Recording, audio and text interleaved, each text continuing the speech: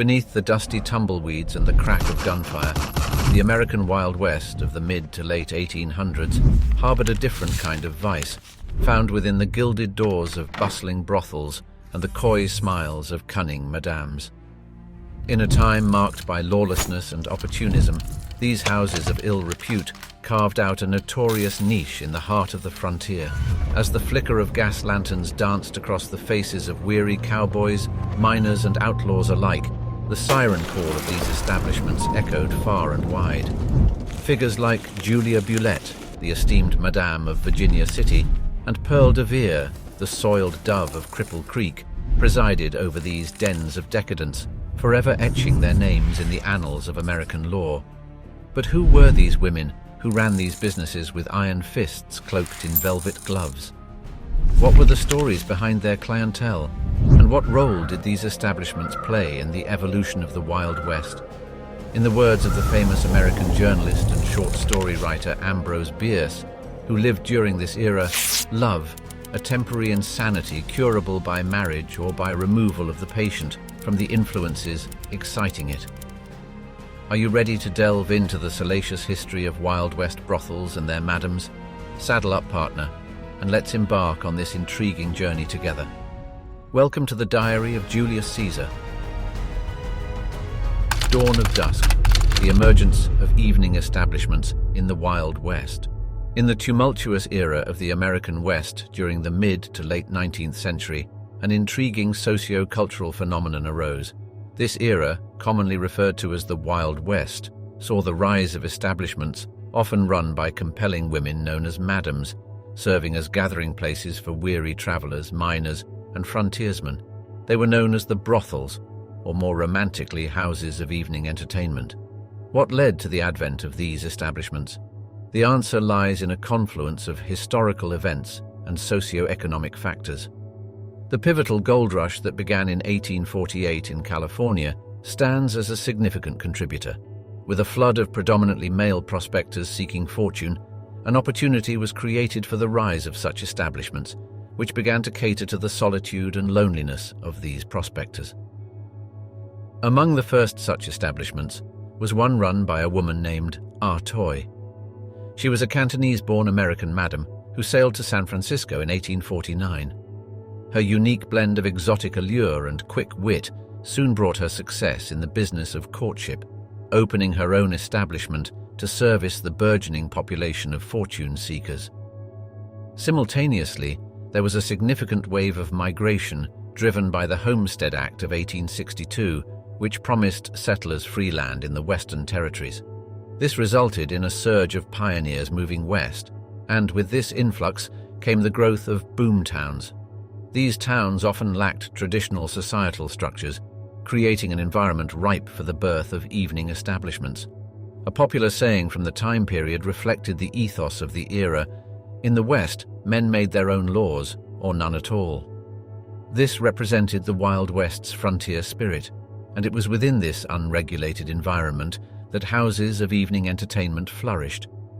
One interesting anecdote revolves around a renowned madam of the time, Mary Catherine Harrony, known more popularly as Big Nose Kate.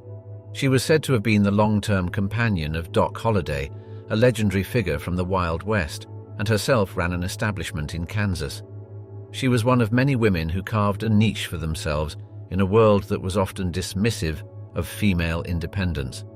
The Kansas City Times in 1865 noted the nuanced roles these establishments played, stating, "They provide a service, yet they are a moral blight. Such is the paradox of the West." This highlights the societal conflict surrounding these establishments, which were both seen as a necessary vice and a sign of moral decay. In spite of the odds, women like Eleanor Dumont, known as Madame Moustache for her distinctive upper lip hair, commanded respect within these spaces. After making her mark as a successful card dealer, Dumont opened her own establishment in Nevada City, California, in the 1850s.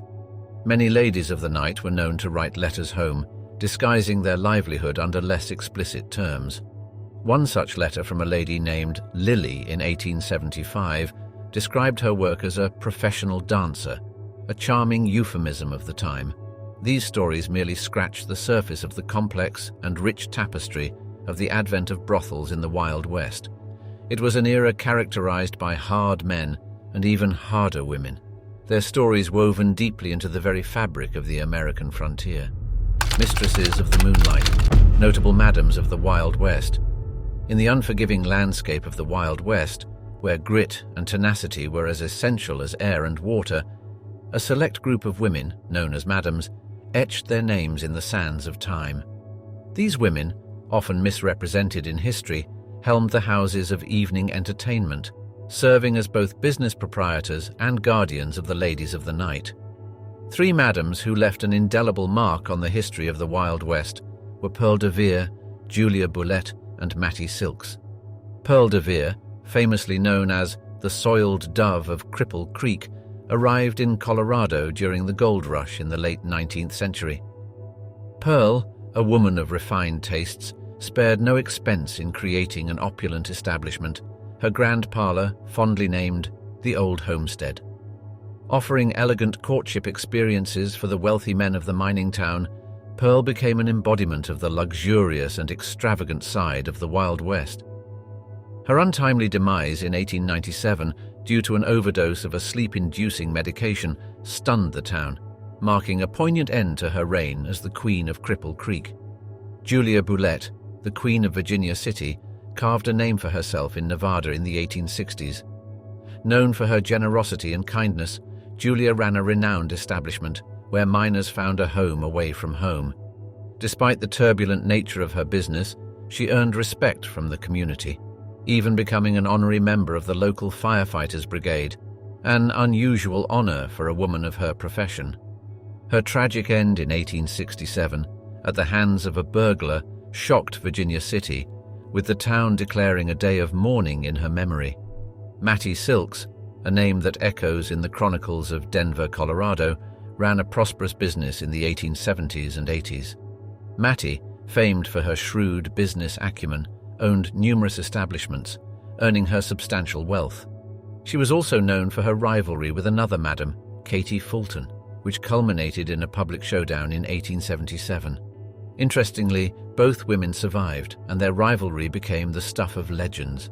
Mattie was quoted as saying, "I went into the sporting life for business reasons and for no other.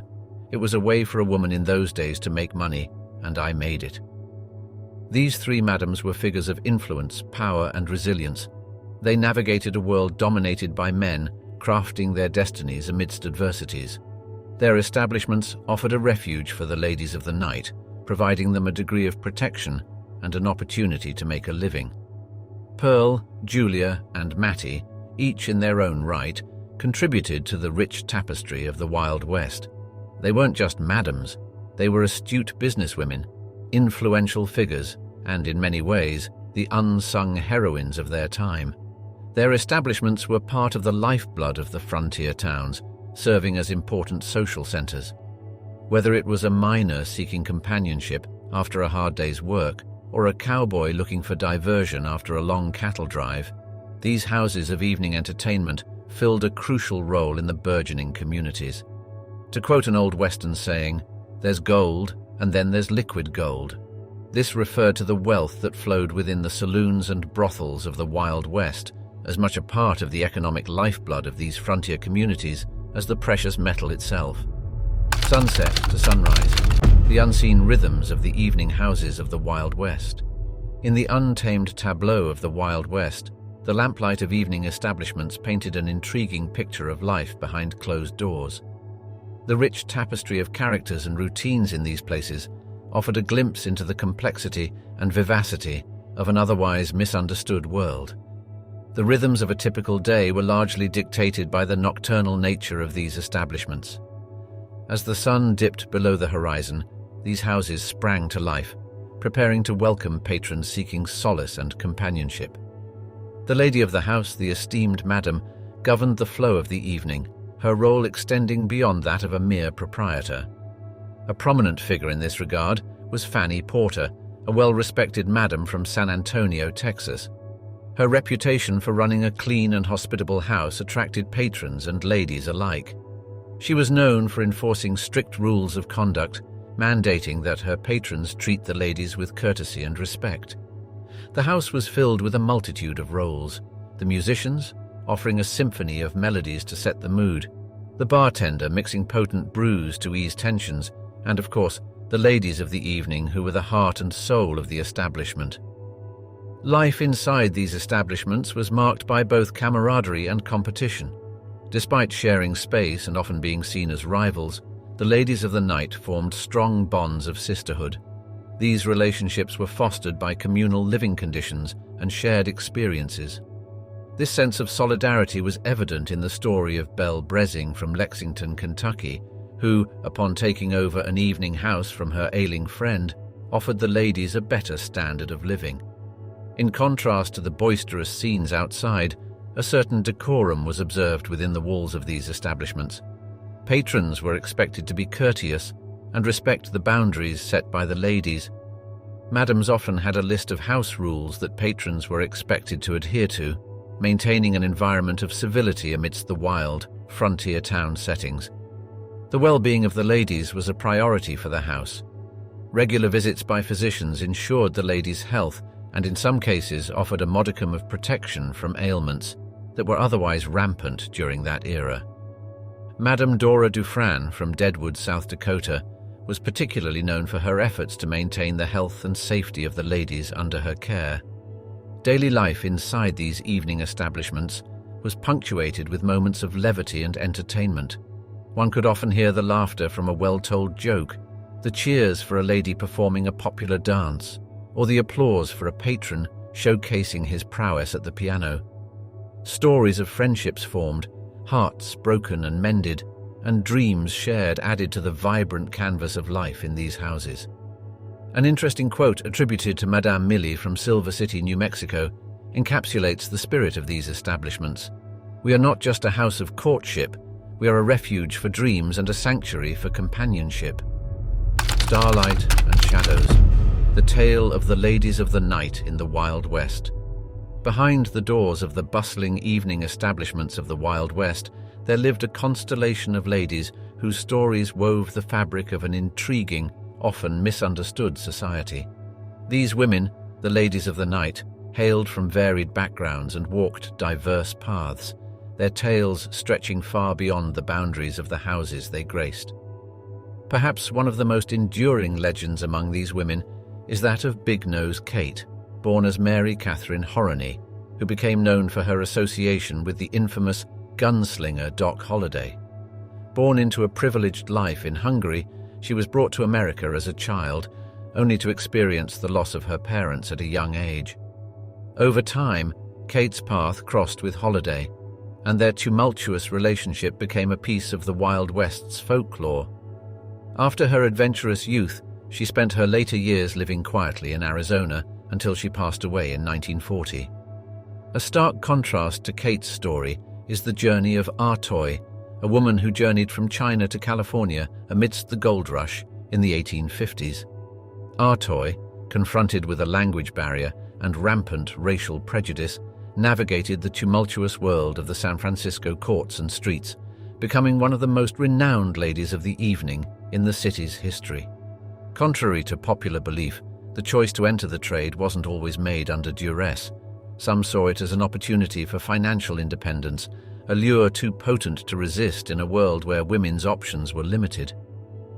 The story of Fanny Porter, who ran one of the most successful houses in San Antonio, Texas, stands testament to this. Starting as a lady of the night herself, Fanny eventually rose to become one of the most well-known madams of the West.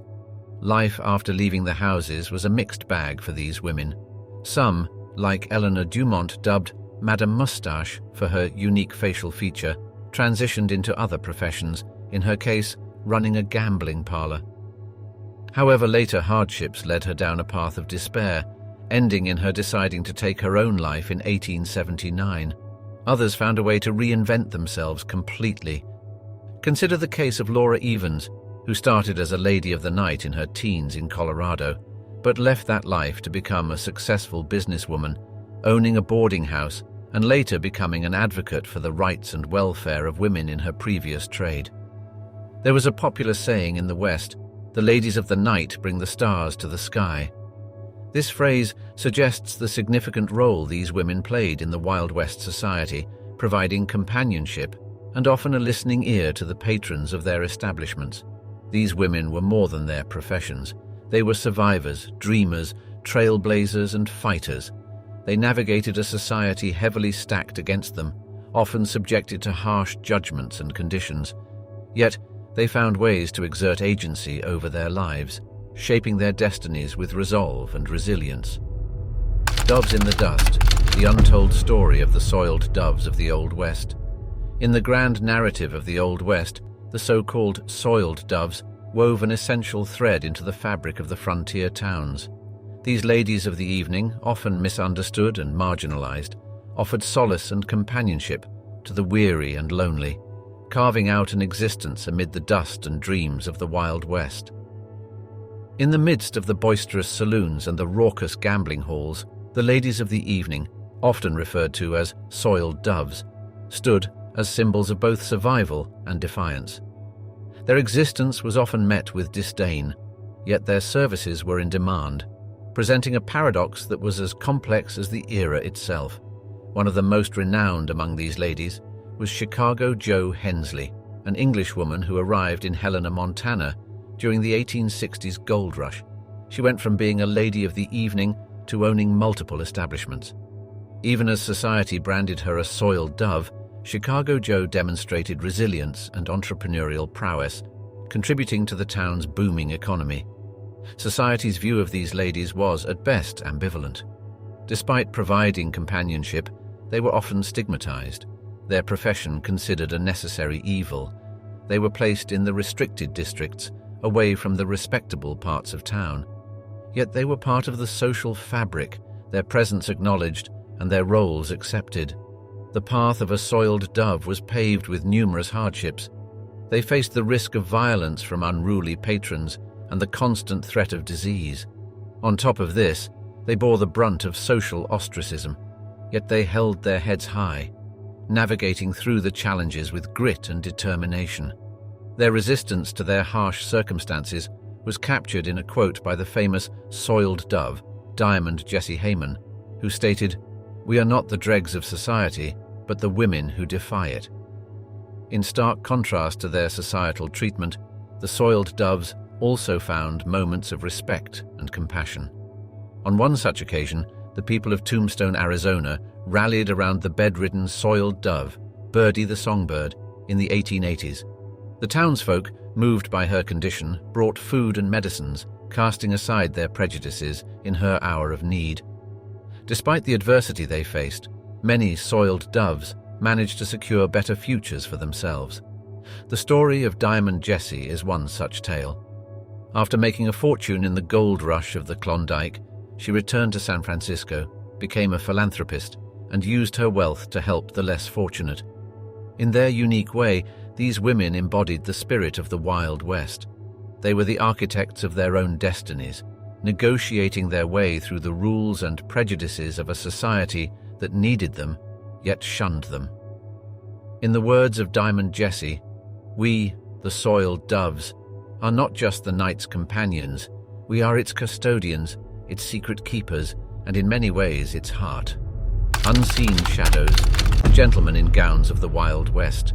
As the curtain rises on another chapter of the Wild West's intricate tapestry, we encounter an element that, although less familiar, carries its own undeniable intrigue. This is the tale of the gentleman who donned women's attire, blurring the lines of gender within the confines of the Western brothels. They were actors in a frontier drama, their roles as unconventional as they were captivating. One of the earliest instances of this practice was witnessed in 1849 within the vibrant chaos of San Francisco's gold rush. In a landscape where men outnumbered women, loneliness and longing for companionship created a unique niche. The solution was novel and, in some ways, startling. Some men, often those with softer features or a flair for performance, assumed feminine personas. Their intent wasn't deception, but rather to provide a semblance of feminine companionship to the lonely miners and adventurers. One such individual, was the enigmatic Squint-Eyed Sue, a stage name for a gentleman named Harry. He was known for his theatrical performances at the famed El Dorado Saloon, where he took on the persona of a lady of the evening, offering solace and entertainment to the customers. Harry's life is a testament to the flexibility of societal norms in the Wild West, where survival and resourcefulness often transcended conventional boundaries. These individuals did not merely adopt female attire, but often embraced their personas with a level of dedication that extended beyond the four walls of the establishment. Many integrated themselves into the community, participating in local events and celebrations. A case in point was the famed Fernando, a much-loved figure of Virginia City, Nevada, in the late 1860s. Fernando was renowned for his convincing portrayal of feminine grace and charm. Beyond his role at the local establishment, he was a fixture in community gatherings, his presence evoking both amusement and admiration. While most men who adopted this practice were motivated by the prospect of employment, others did so for their personal reasons. One noteworthy figure was Jeanne Bonnet, a French immigrant in the 1870s who, though biologically female, often dressed and lived as a man. Jeanne defied societal norms, not just by her attire, but also by her efforts to help the ladies of the evening break free from their plight, underlining the fluidity of gender roles during this tumultuous period. Despite their unique lifestyle, these gentlemen in gowns faced their fair share of hardships. Their existence was a delicate balancing act, constantly walking the tightrope of societal acceptance and ridicule. In the words of Fernando, "We live in a world of shadows, where acceptance and scorn dance a relentless waltz, yet we continue, for our existence is a testament to the enduring human spirit." The Velvet Veil, economic and societal impressions of Wild West's red light establishments. In the unforgiving landscape of the Wild West, a light shone brightly, albeit tinged with hues of scandal and intrigue. This was the glow emanating from the red light establishments, the brothels, whose influences permeated not only the boundaries of their opulent boudoirs, but also the society and economy of the period.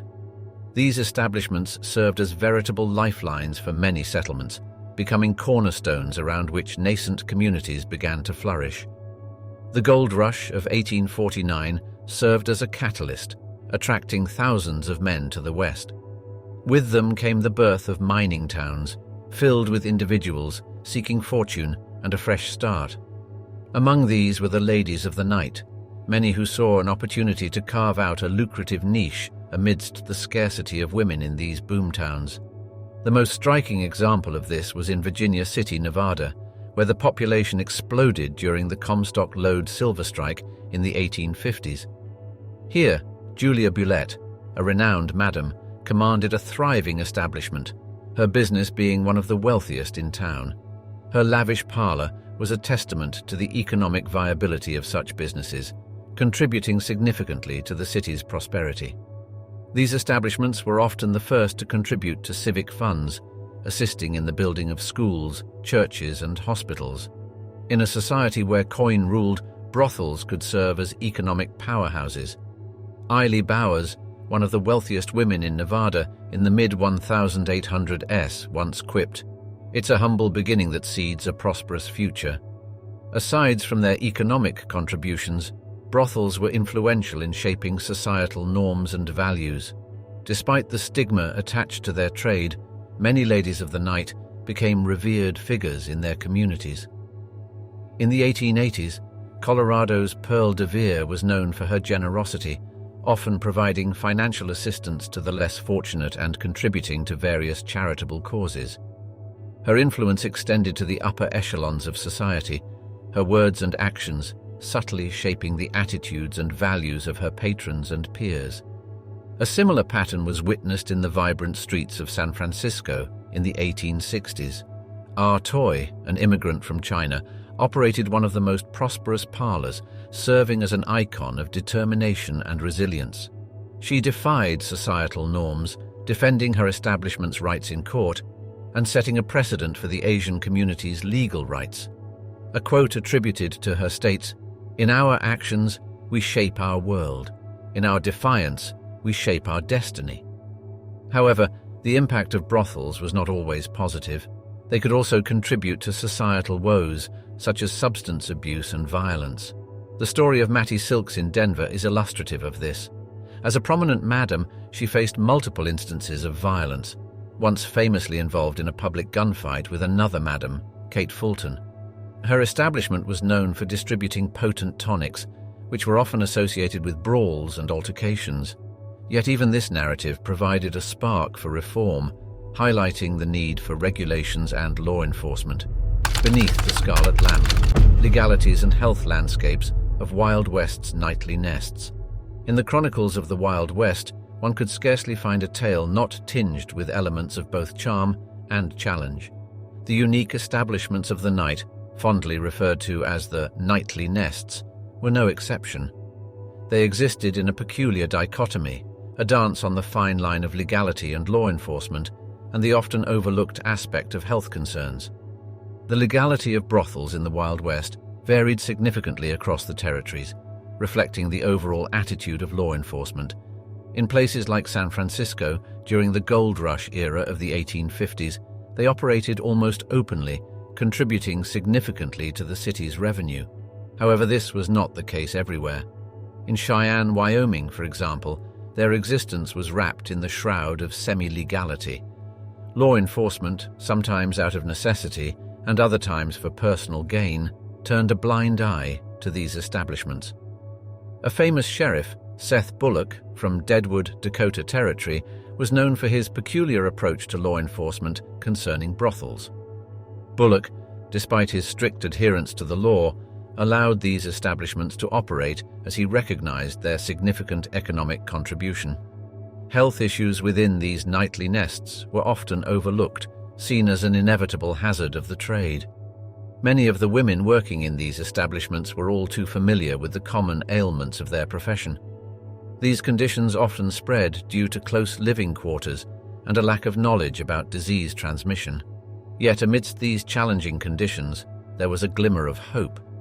Some of the madams, like Colorado's Mattie Silks, took the initiative to mitigate these health risks, often providing rudimentary healthcare services and education for the women in their employ. Dr. Linda King, in her 1888 publication, The Silent Sorrows, provides a glimpse into the world of health concerns in brothels. She writes, "The soft glow of the parlor often masks the harsh reality of the illnesses that the ladies of the night bear with silent courage. But even in these shadows, there is a tenacious hope for understanding, prevention, and care." This sense of resilience and resourcefulness is echoed in the actions of many madams who sought to balance their commercial interests with their employees' well-being. An infamous incident in Tombstone, Arizona, highlights the intersection of legal and health issues. In the 1880s, Big Nose Kate Elder, a famed madam and companion to the notorious gunslinger Doc Holliday, faced an outbreak of syphilis in her establishment. Elder decided to close her establishment temporarily and seek medical help for her ladies, openly defying the local law enforcement who preferred to ignore such health concerns. Elder's audacious stand was widely publicized, leading to increased awareness about health issues in brothels and indirectly contributing to a shift in societal attitudes towards them. Under the silken canopy, a tapestry of cultures in the parlors of the night. The parlors of the night, those establishments shrouded in mystery, were far from being a monolithic entity. Instead, they represented a diverse tapestry of cultures, weaving together threads from around the globe. Women of Chinese, African American, Native American, and Latina descent brought their cultural uniqueness to the nocturnal canvas, shaping the landscape of the Wild West in more ways than one. The Gold Rush era in the mid-19th century led to an influx of Chinese immigrants to the United States, with many women drawn into the nightly establishments. Ah Toy, one of the first Chinese women in San Francisco, became an iconic figure. Despite the shadowy confines of her profession, Ah Toy wielded significant influence within her community, utilizing the legal system to protect her interests and setting a precedent for others. African American women, seeking opportunity amidst the constraints of a racially stratified society, also found their way into the twilight parlors.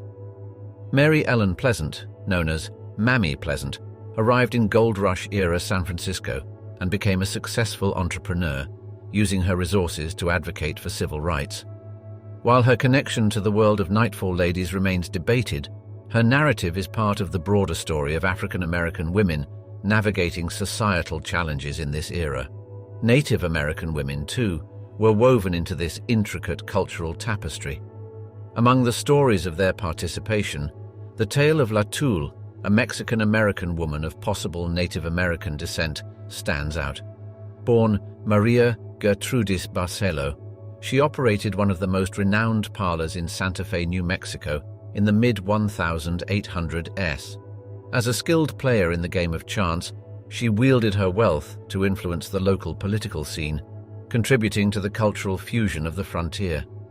The Latina ladies of the night also left their mark on the era. Lola Montez, a famous dancer of mixed Irish and Spanish descent, was a notable figure who captured the attention of patrons across the globe.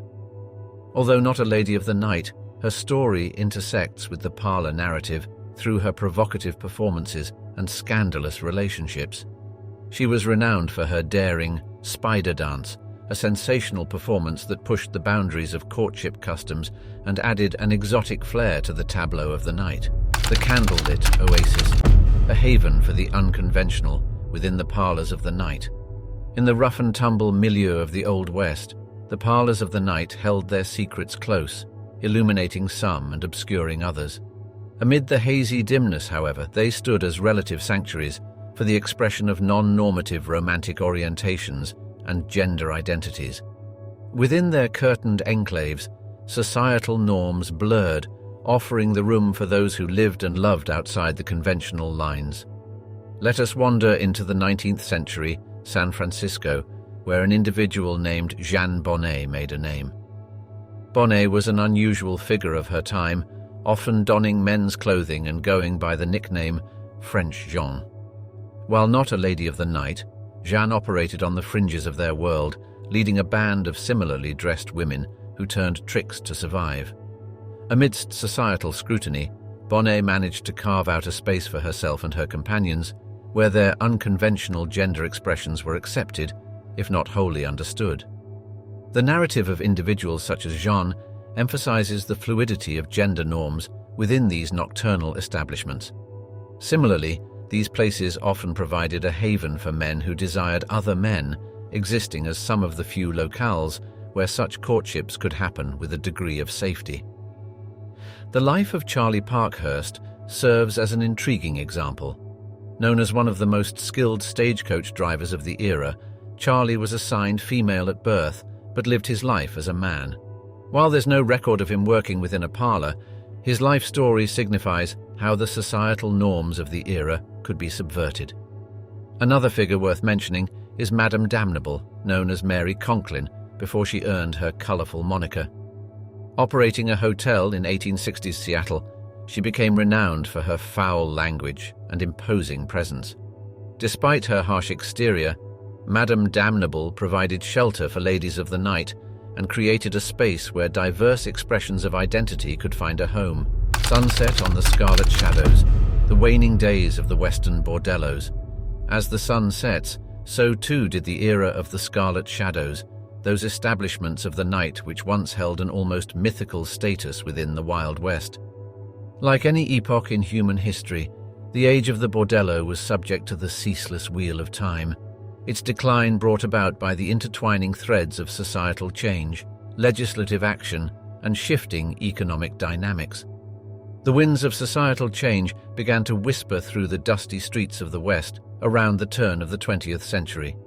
The Victorian era, with its rigid morals and repressive views on courtship, had drawn to a close, giving way to the progressive era. Influential women such as Elizabeth Cady Stanton and Susan B. Anthony took center stage, tirelessly advocating for women's rights and inevitably influencing public perception of the ladies of the night. The burgeoning women's suffrage movement, successful in granting women the right to vote in 1920, played a pivotal role in shifting societal norms regarding women's independence and respectability. A rising tide of legislative action played an instrumental role in the decline of the nightly nests. A prominent figure, Vice Commissioner of Chicago's Catherine Beamont Davis, led the charge. Under her leadership, the commission published a report in 1911 that sparked a nationwide crackdown on brothels. Davis's zeal reflected the growing societal disdain for these establishments. This fervor culminated in the passing of the White Slave Traffic Act, more commonly known as the Mann Act, in 1910. This federal law was designed to combat coerced labor in the commercial industry, but had far-reaching implications for all bordellos across the nation, making it significantly harder for these establishments to operate within the law. Economic shifts also cast long shadows over the twilight years of the bordello era. The discovery of gold in Alaska in 1896 caused a demographic shift as fortune seekers moved further north, leading to a decline in clientele for many Western brothels. Additionally, the dawn of the Great Depression in the late 1920s rendered many potential patrons penniless, delivering a severe blow to the industry. One story emblematic of these changes is that of Chicago Jo Hensley, a renowned madam from Helena, Montana. Her thriving enterprise began to falter around the turn of the century due to a combination of legislative pressures, societal change, and dwindling fortune seekers. Chicago Jo, once a central figure in Helena's community, saw her once lavish bordello fall into obscurity. Her struggles were not unique, but mirrored the experiences of many madams during this tumultuous period of transition. Yet the sun's setting is not its extinction, but merely a shift into a different state of being. Although the conventional brothel era came to an end, its echoes reverberated through history.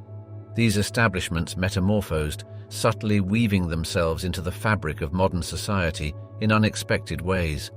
In some parts of Nevada, for instance, licensed bordellos still operate today, standing as the last bastions of an era long past.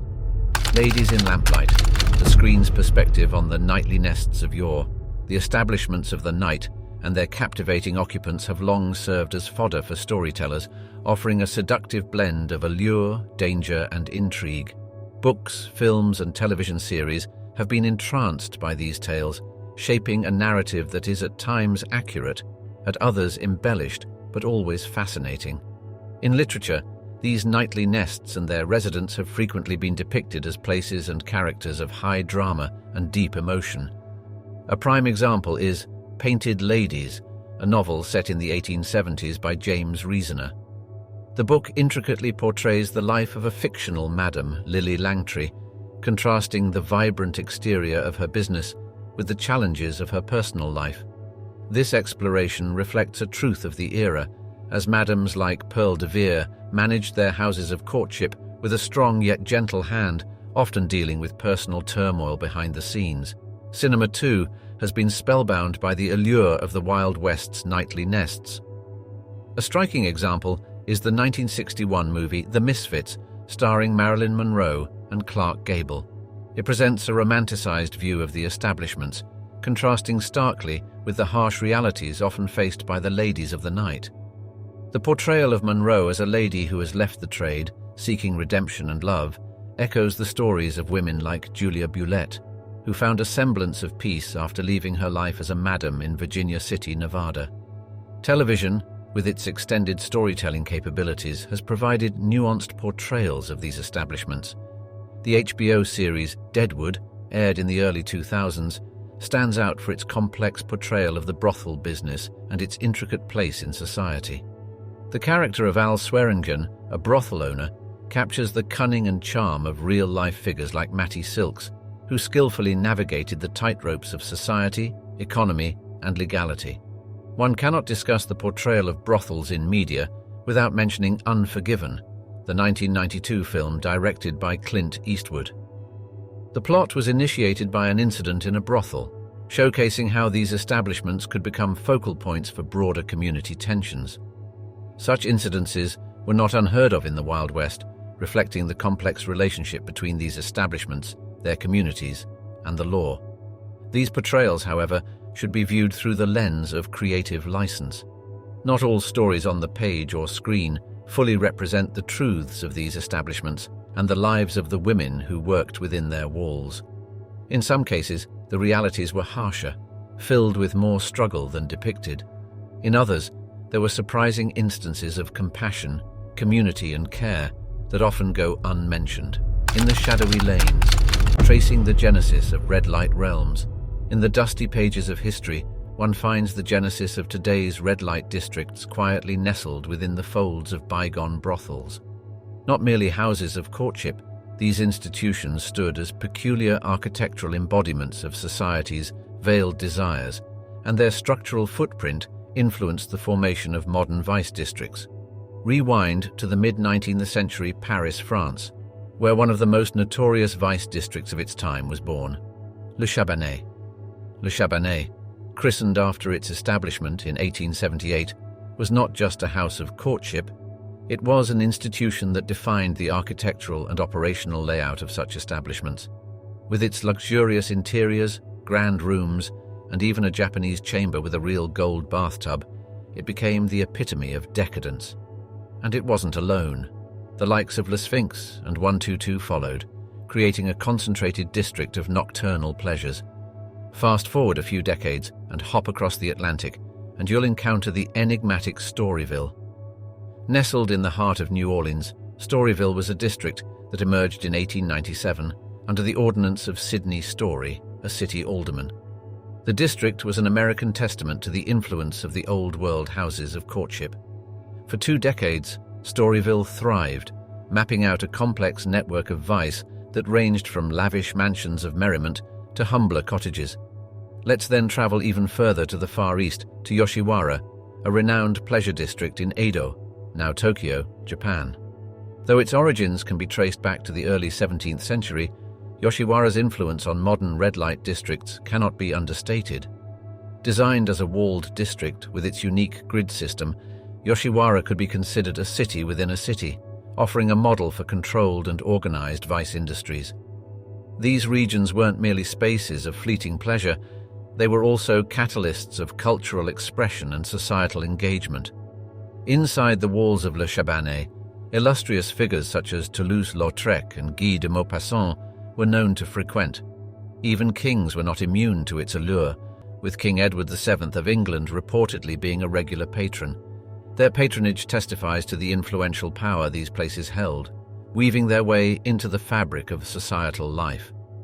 Over time, the layout and operation of these early brothels and their districts influenced modern red light districts worldwide. Amsterdam's De Wallen, Germany's Reeperbahn, or Nevada's legal brothels in the United States bear the architectural and sociological footprints of their predecessors.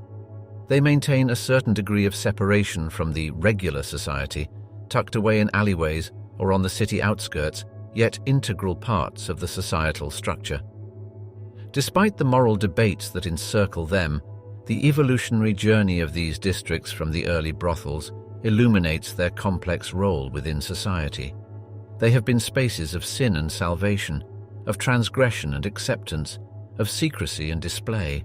Moreover, they have been architectural symbols, encapsulating societal norms and deviations within their walls, their positioning, and their very existence.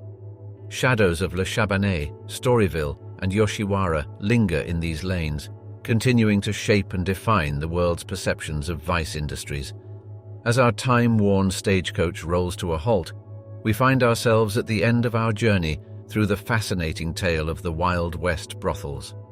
We have navigated the clandestine corridors, peeked behind velvet curtains, and discovered a world that was much more than just houses of courtship.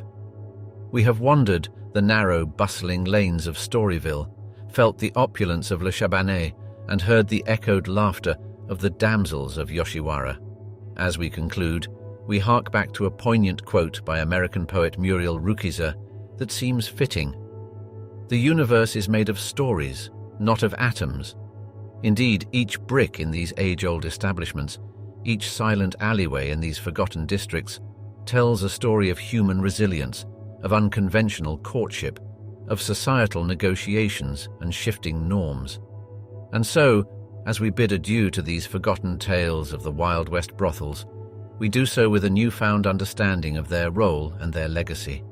They stand as testament to the complexities of human nature, the ever-evolving societal norms, and the undying spirit of those who dared to live on the fringes, shaping the world in ways we continue to see today. Until the next journey, remember, history is often hidden in the most unexpected places.